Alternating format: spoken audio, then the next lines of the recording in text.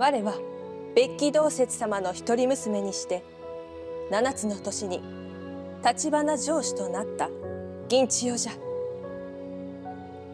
我が城主となった時に父上から受け継いだ橘家の家宝の一つが義満の担当でござります。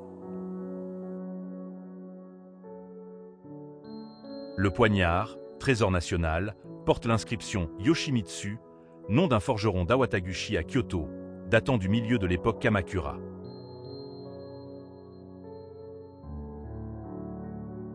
Celui-ci est considéré, avec Masamune et G. Yoshihiro, comme l'un des 3 grands forgerons du Japon de l'époque Edo. Il est particulièrement réputé pour son talent dans la fabrication des poignards. Ce poignard se caractérise par sa forme, qui allie la force et l'élégance typique de l'époque Kamakura.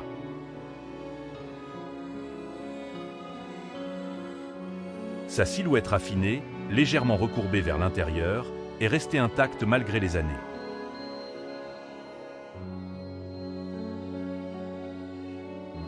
Et la surface de la lame présente des motifs nés du forgeage, qui ressemblent à un grain de bois fin, soulignant la finesse du travail et la qualité de l'acier.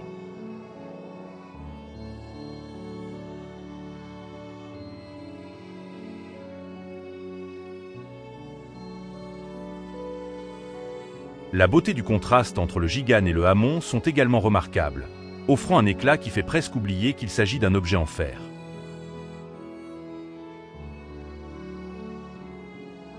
Il est considéré comme le chef-d'œuvre absolu parmi les poignards de Yoshimitsu existants.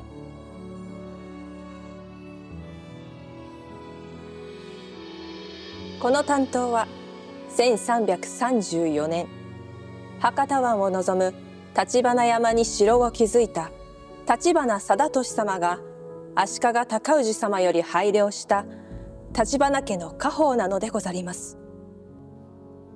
建武3年、北朝方についた貞俊様は足利尊氏様の暗殺を企てた敵将結城親光を命と引き換えに討ち取ったのでござります。その軍功への褒美として尊氏様より賜ったのがこの義満の担当でござりました。Considéré comme un honneur familial à transmettre aux générations futures, il a ensuite été légué au sein de la famille Tachibana, jusqu'à la branche devenue daimyo à l'époque moderne, et a été désigné trésor national en 1953. Ce poignard est non seulement un exemple de l'apogée de la technique exceptionnelle du maître artisan Yoshimitsu, mais aussi un bien culturel précieux qui incarne la quintessence de la culture des samouraïs et qui continue de fasciner de nombreuses personnes.